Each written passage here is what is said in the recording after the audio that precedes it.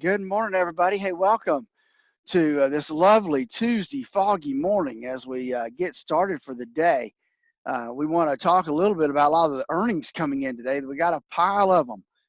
That's for sure. That's starting to come right in. We got like 107 that'll come in sometime today with a big looking at McDonald's and some of those other uh, companies that are out there, toy stores. So we got some stuff out there to really take a look at today. I do want to remind you, yesterday we talked a little bit about Roth conversions. Folks, listen, now's the time. We are in ultimately the lowest tax brackets we will probably ever see. You need to take a look to make sure that Roth conversions aren't something that you're overlooking in your overall financial scheme. Give me a call and let us do the analysis for you. 382-0037 to see if that makes sense for you. Dave will be with us here in just a moment. 105.7 Light FM. It is a busy day in the financial markets today. Even busier than usual because we're kind of at the meat of earnings season, and we're kind of going through the gamut of different companies and the reports and whatnot and comparing notes, and Phillip and I lost track of time.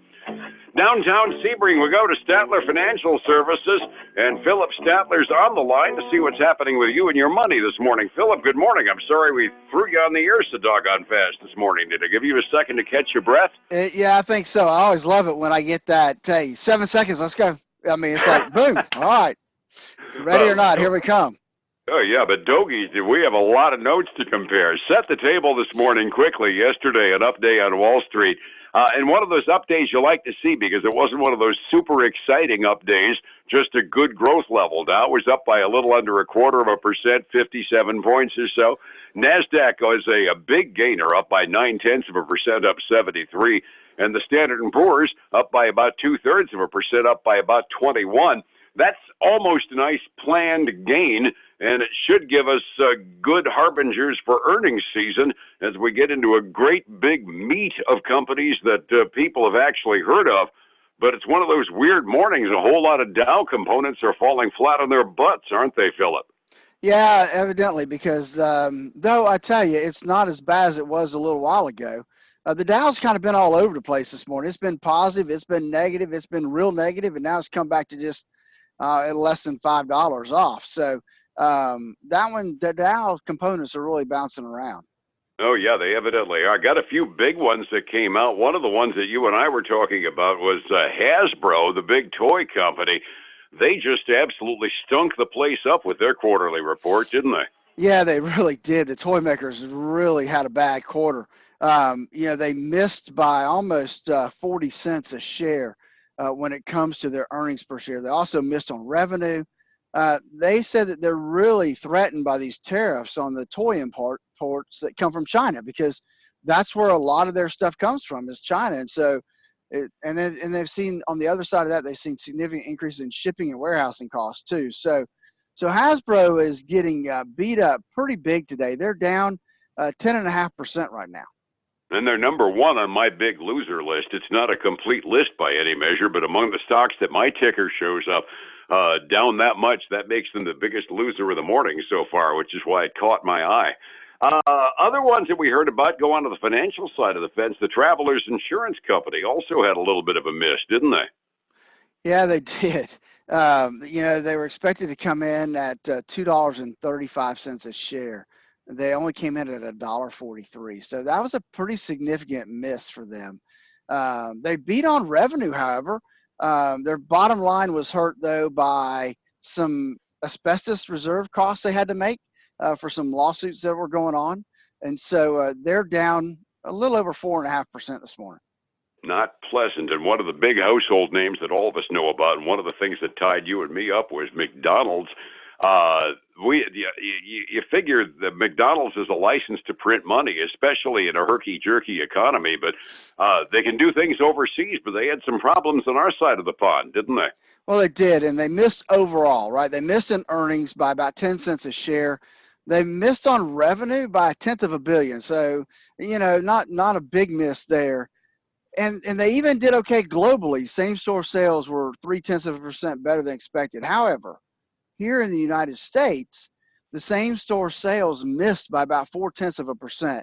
And so I think that combined with just missing an earnings per share all the way along is putting some pressure on them today. They're down about 3.25%. Yeah, tens of a billion doesn't sound like all that much in the context of a big company like that, but that's some serious money, isn't it?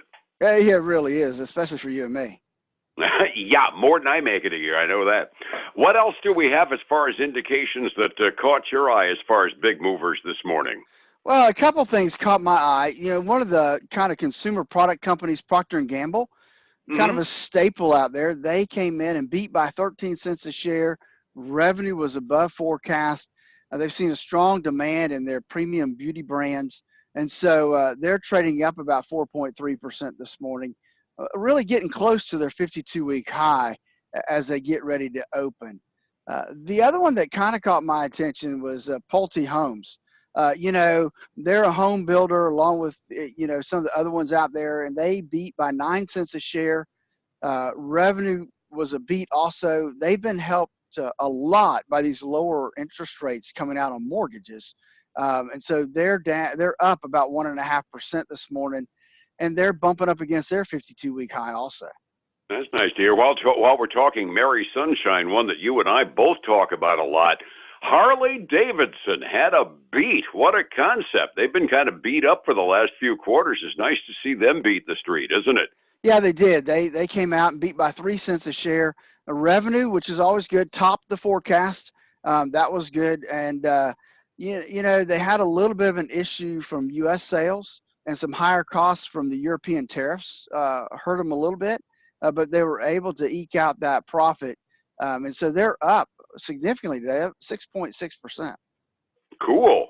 One of the things that I got kind of a kick out of looking at it, and this probably affects the Dow a bit, we've been talking about how much difficulty Boeing is having with that great big fleet of 737 MAXs that they can't seem to get anybody to fly at this point. Lockheed Martin, their primary competitor in the big aircraft field around this neck of the woods, they reported, and they had a 30-cent beat on earnings per share, and they issued very favorable guidance as well. That's kind of interesting. There is a zero-sum game when there's only 2 or 3 major competitors in an industry, isn't there? Well, that's true. And so they are probably benefiting from Boeing's disastrous year, for lack of a better term. But I found it interesting that Boeing has been able and is able to maintain their dividend for this quarter, like $2.05 a share, along with all the other struggling stuff that they seem to be going through. That's good news. Well, they got to do something in order to prop the stock price up, because every year, every day, there seems to be another trickle of bad news, doesn't there? Yeah, it really does. And so I've got one more. We've kind of got that race to zero when it comes to trading costs across the brokerage industry. TD Mm-hmm. Ameritrade reported they beat by 7 cents a share. Revenue was above forecast. Now, they're warning that they expect earnings to decline because they're losing that revenue from cutting their trading costs. But it's not really beating up their stock price much. They're up almost 3% this morning. Cool. How do businesses make that when they make their money selling stocks and they cut their commission to zero? Flat fee? No, they make it because they don't pay you anything for the money they're holding. Basically, their money market rates are very, very low, and so they're making that spread. Plus, then they loan you money to buy stock. People are buying margin, so they're making on the margin too. So that's a couple ways they do it, and then they do have some like mutual funds will pay them some money for putting them on their platform at no cost. And so that they have some of those platform fees too. It's not something that I do a lot in terms of day trading with a discount brokerage. So it strikes me as one of those things where I look at an internet company that does everything for free and wonder how on earth they make their money. That answers that question. Other indications, well, it's a question. That's right. Other indications that you've got as to how the earnings season is going, other data points. That's really about all I have on earnings. I did find this one interesting. You and I over the last couple of years have talked about Under Armour off and on. And the guy that started Under Armour, Kevin Plank, is the chairman and CEO, and he will be stepping down January 1st. He will now be the executive chairman and be probably pretty much removed from day-to-day operations. Huh. That fits. Yeah. I only had one thing that I didn't have specifics on that I could add on to. Kimberly Clark, and that catches my mind because I used to live up in that neck of the woods near their home office. They beat the earnings per share, missed on revenue, which makes me wonder what on earth could go wrong that you can't sell toilet paper, but their guidance was also off for the year, so consequently they're showing down again this morning as well. Resetting the table this morning, once again, it was a modestly up day on Wall Street yesterday. Phillip, 45 minutes before we open, rolling all of this into a big ball because we got so many data points today we couldn't cover it in an hour.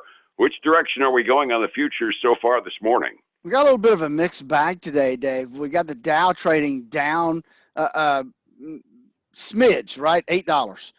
We got the S&P 500 up less than 0.2%. We got the NASDAQ up 1/3 of a point. And then when we look at the commodities section, we've got gold and silver basically flat. And then we've got crude oil moving up about 0.8% to $53.98 a barrel. All right, take it. Overseas markets, Asia generally was up overnight at the close early this morning. Evidently in Great Britain, they're happy with Parliament putting the brakes on Boris Johnson because their market's up by over 0.5% so far today. Germany also up modestly. Phillip, somebody need advice to be able to stabilize one's retirement fund and maybe make some money off of earnings reports like this. How do I make contact with you? Give us a call at 382-0037 to schedule your financial x-ray review. We can determine how much risk you have in your portfolio. See, we're all highs right now. Now's a great time to rebalance the portfolio to make sure that you take some of that risk off the table. And then join us every weekend for the Statler Financial Radio Show, 6 a.m. and noon on Saturday, 10 a.m. Sunday mornings on News Talk 730 a.m.